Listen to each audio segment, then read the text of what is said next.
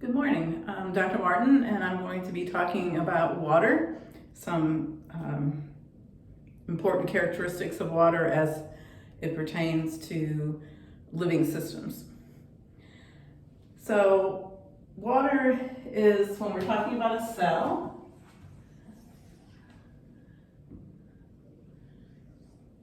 and we've gone over a number of organelles that are found in cells. When we look at the molecules and atoms that make up cells, the most predominant, the most abundant molecule in a cell is going to be water. So 70% or more of, by mass, of what's in a cell is going to be made up of water molecules. So it's really important to understand a little bit about water. So first thing, we need to know the chemical formula, which you probably do know, but it's H2O. And we can represent that in a different way by actually writing out, it's more of a two-dimensional way to show the configuration of water. Water is shaped kind of like a bent V, or sort of like a V, obviously it's bent. In this diagram, the straight lines represent covalent bonds. So we know that we've got one oxygen and it's sharing its electrons, two of its electrons with hydrogen. We can use a different type of representation to illustrate the bonding, and that's called, so this is number 4. This is referred to as a Lewis diagram, or you might know it as a dot diagram. So we indicate oxygen in the middle, and the first energy level surrounding the nucleus contains 2 electrons, and then the second energy level surrounding the nucleus is going to contain 2 paired electrons and 2 unpaired electrons. And here's where we're going to bring in the hydrogen. And we'll erase that. So hydrogen is going to share its 1 electron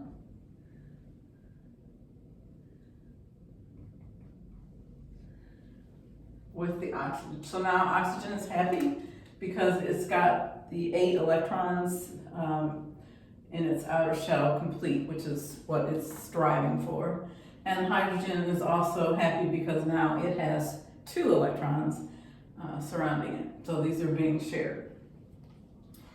However, and this is going to be our 5th point here, water is considered a polar molecule. That means that one end of the molecule has a more negative charge,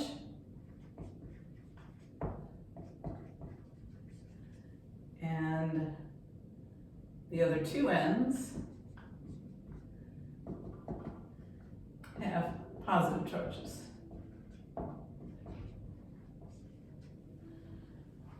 And the fact that water is polar is essential to understanding everything about water. So it's really, really critical. Basically, a definition of polarity is where you have a molecule where the again, one end is more negative than the other end, so there's a separation of charges, and that's the case with water. I'm going to see exactly why that is in just a minute. So this is point number 6. So this is understanding why H2O is polar. And the answer to that lies in the fact that oxygen is a very electronegative atom, which means that it has a very tight pull on the electrons that are surrounding its nucleus. And that also goes for any electrons that it might be trying to share with another atom. So those two are pulled close to the nucleus. So when we look at the water molecule again, normally if we can use a different representation than just a single line for a covalent bond, normally in a neutral molecule, if we looked at the distribution of electrons, sort of an electron cloud, if you will, they would be, at any given point, there's an equal probability that an electron would be closer to the hydrogen as it could be closer to the oxygen, and again, in a normal molecule. So this would be like a symmetrical cloud. But in the case of water, oxygen is going to keep those electrons as close as it can, so the distribution doesn't look like that. The distribution, if we envision again, electron cloud, basically it's going to look like this. So basically, most of the time those electrons are going to be closer to the oxygen than they are to the hydrogen. That leads us directly to an unequal distribution of charges.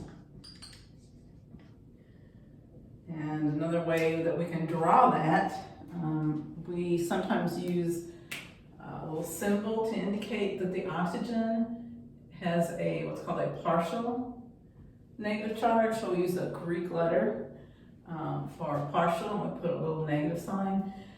Because the electrons that are supposed to be shared here are not really located very often near the nucleus of the hydrogen, that means basically that nucleus with its one little proton is pretty much exposed, and therefore we have a molecule in which this end is partially positive, this end is partially positive, and the hydrogen end is partially negative. That indicates a polar type molecule. Okay, and I'm going to actually stop right here, and I'm going to pick up just to finish off explaining how this leads to a number of properties that are important when we talk about biological systems.